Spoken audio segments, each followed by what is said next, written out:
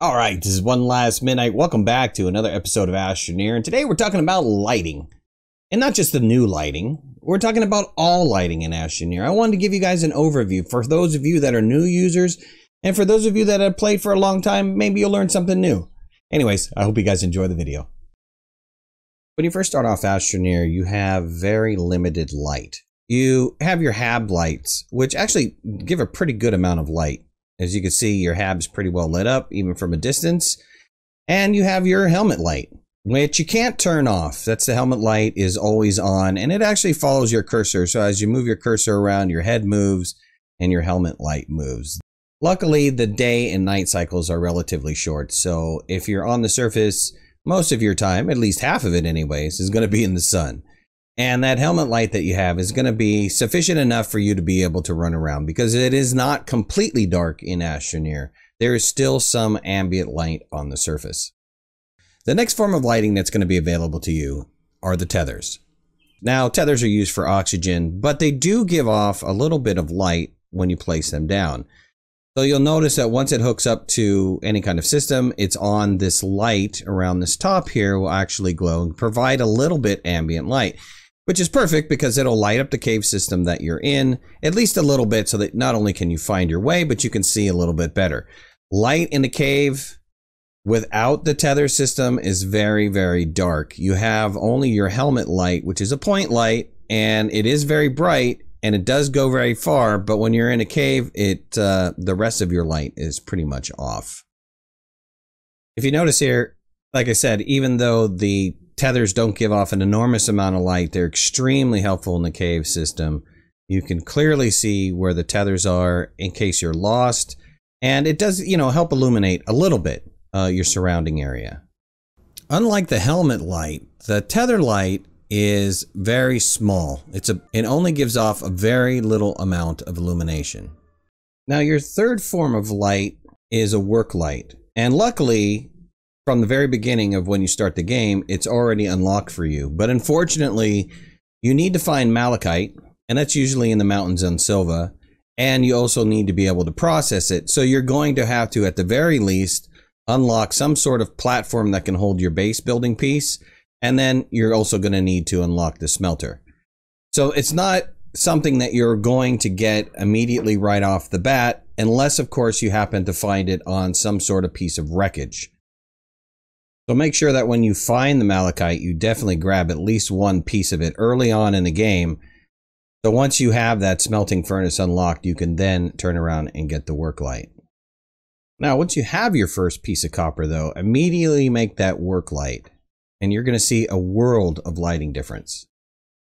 So the work light is also a point light, but the radius effect of that point light is significantly greater than the radius of the tether.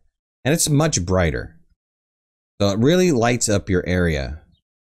Lights have a cumulative effect, and this includes tethers.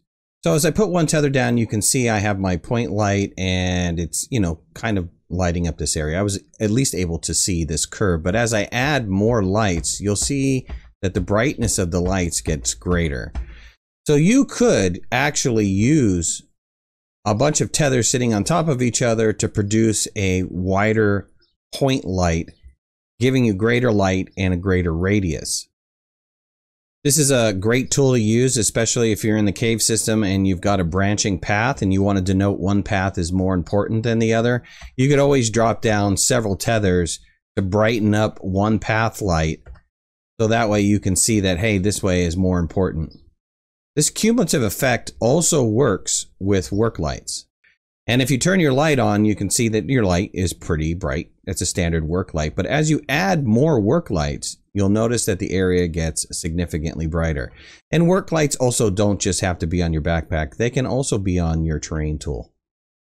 This will give you a wider variety of lighting options where your point light will be also off to the side, not only upwards or below you. Lights on the top of your backpack can be controlled with the alternate keys, which are C and V on the keyboard or whatever you have it mapped to. And it's kind of a neat way to be able to turn your lights on and off, and or if you're inside of a cave system and you need some help, maybe you can use it as a signal for other players if you're in distress. With the release of the summer update, we've got a new lighting option, which is called the Floodlight. Now, the Floodlight's going to cost you 2,000 bytes, and it's going to take 1 tungsten. So you're going to have to be able to go off of Silva to be able to produce this item. But one quick trip to DeSolo should give you enough tungsten to make a bunch of Floodlights. The Floodlight's kind of neat. It is a new spotlight in which it is a directional light that is equivalent to the floodlight that's on your helmet. I think the radius and the brightness is a little bit greater, but it adds that directional light, which means it could be used on your vehicle. It could also be put on your body if you want to have light. It is a directional light. The spotlight is directional, so in this case it's facing upward, but you could easily put it on your backpack and turn it on and have light behind you. Or you can have it on your terrain tool and have light off to the side of you. The summer update also brought some new platforms and some new poles, which will give you a range of lighting options that you can do at your base and or in a cave system. And because of the large variety of platform shapes and sizes, you can pretty quickly come up with some sort of solution to light up either an underground base or your topside level base on any planet. You know, having these floodlights added into Astroneer makes a world of difference. And when combining it with the work light, you can have a different kind of shade of light where it's not just the spotlights, but also have points of light within inside of your base or underground layer. And the last form of lighting, though I struggle to call it a form of lighting, are the zebra balls, or whatever called Leo balls, or whatever pattern ball you get.